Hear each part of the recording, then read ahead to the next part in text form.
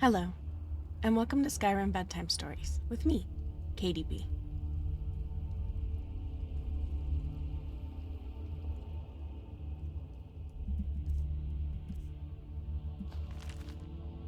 Beggar by Revan. Eslaf Errol was the last of the litter of 5 born to the queen of the prosperous Nordic kingdom of Errolgard, Lapire, and her husband, the king of Errolgard, Itloaf. During pregnancy, the queen had been more than twice as wide as she was tall, and the act of delivery took 3 months and 6 hours after it had begun.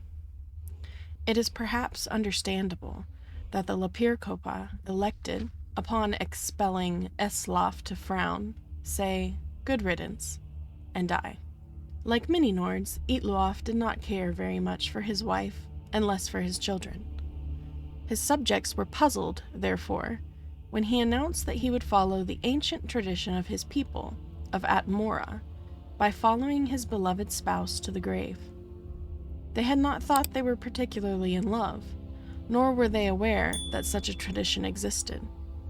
Still, the simple people were grateful, for the little royal drama alleviated their boredom, which was and is a common problem in the more obscure parts of northern Skyrim, particularly in wintertide.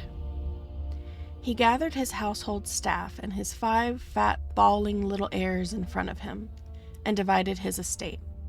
To his son Enope he gave his title. To his son Laernu he gave his land. To his son Suibud he gave his fortune. To his daughter Lysifitra he gave his army. Itloaf's advisors had suggested he keep the inheritance together for the good of the kingdom, but Itloaf did not particularly care for his advisors, or the kingdom for that matter. Upon making his announcement, he drew his dagger across his throat. One of the nurses, who was rather shy, finally decided to speak as the king's life ebbed away. "Your Highness, you forgot your 5th child, little Eslaf." Good Itloaf groaned. It is somewhat hard to concentrate with blood gushing from one's throat, after all. The king tried in vain to think of something to bequeath, but there was nothing left. Finally, he sputtered, irritably. Eslaf should have taken something then, and died. That a babe but a few days old was expected to demand his rightful inheritance was arguably unfair.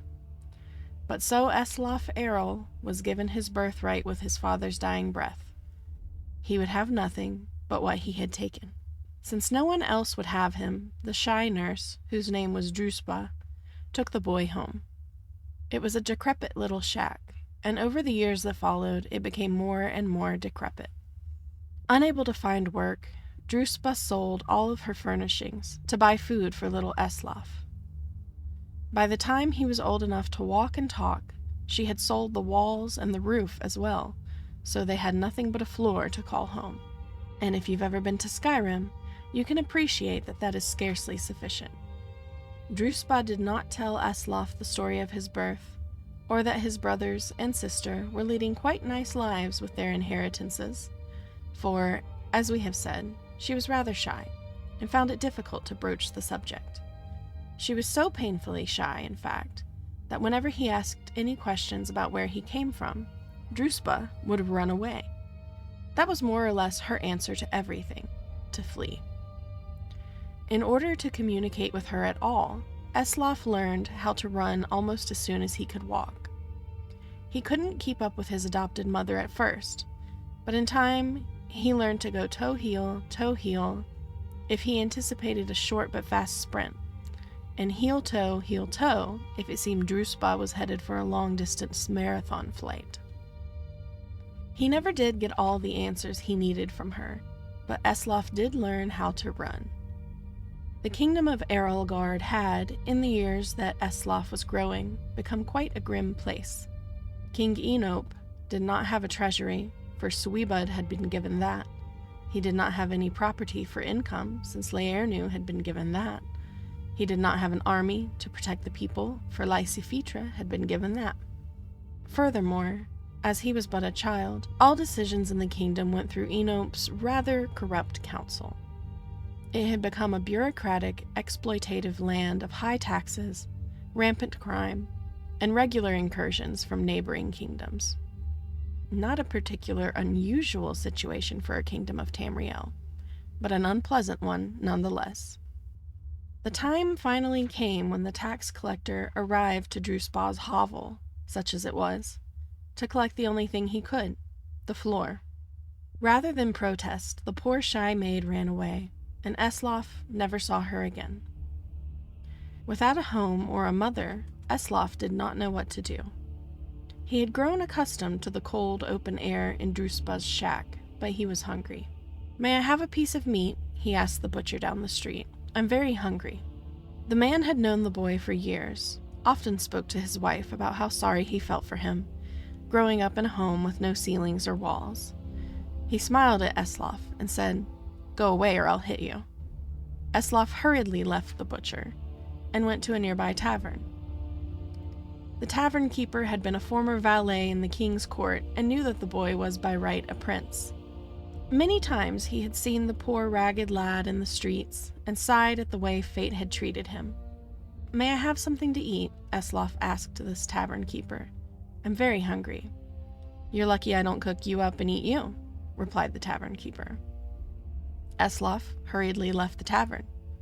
For the rest of the day, the boy approached the good citizens of Erelgard, begging for food.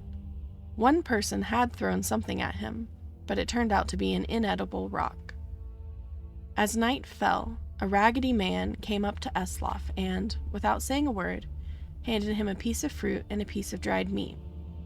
The lad took it, wide-eyed, and as he devoured, he thanked the man very sweetly. "If I see you begging on the streets tomorrow," the man growled, "I'll kill you myself. There are only so many beggars we of the guild allow in any one town, and you make it one too many. You're ruining business." It was a good thing Esloff Errol knew how to run. He ran all night. Esloff Errol's story is continued in the book Thief. Thank you very much for watching. If you liked it, click like. And if you'd like to hear me read you more Skyrim Bedtime Stories, consider subscribing. Thanks.